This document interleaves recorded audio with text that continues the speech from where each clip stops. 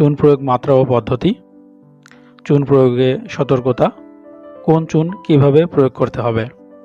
তো এবারে আমরা বিস্তারিত আলোচনা দেখি। প্রথমে চুন কি?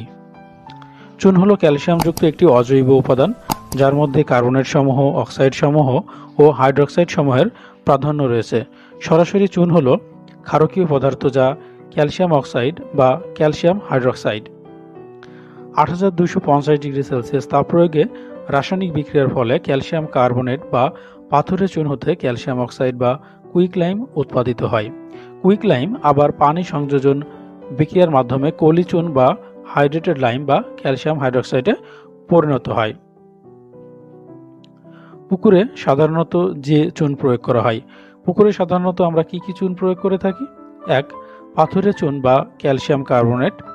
2. কুইক লাইম বা ক্যালসিয়াম অক্সাইড। 3. কলি চুন বা হাইড্রেটেড লাইম বা ক্যালসিয়াম হাইড্রোক্সাইড। 4. ডলোমাইট বা ক্যালসিয়াম ম্যাগনেসিয়াম কার্বনেট।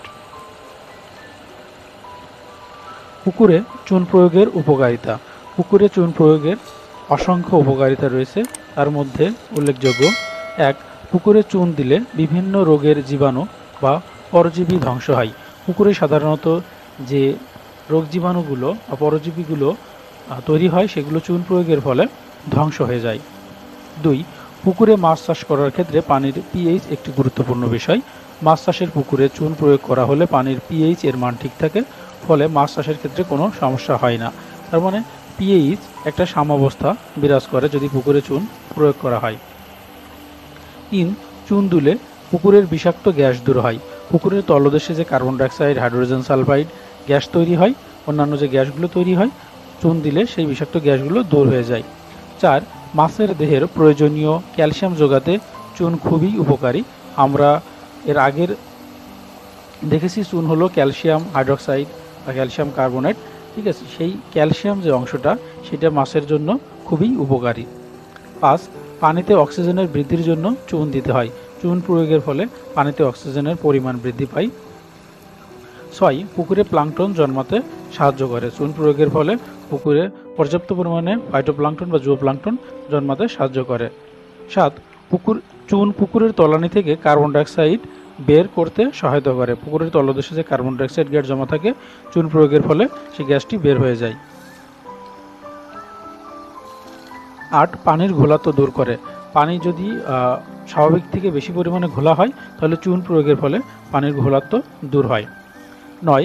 সারের কার্যকারিতা বাড়ায়। আমরা পুকুরে সার দেওয়ার আগে অবশ্যই চুন দেব।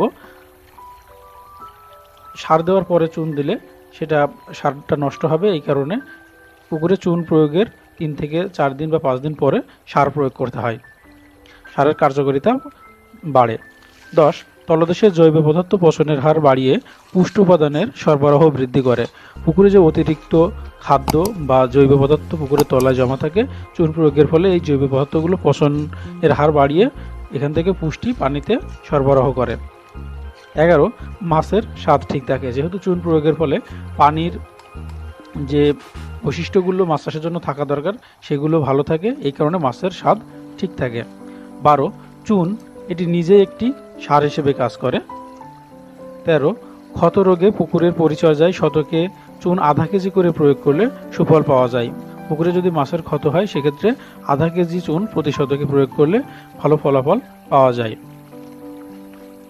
সর্বশেষ এক কথায় বলা যায়, তরকারিতে যেমন নুন, মাছ চাষে তেমন চুন।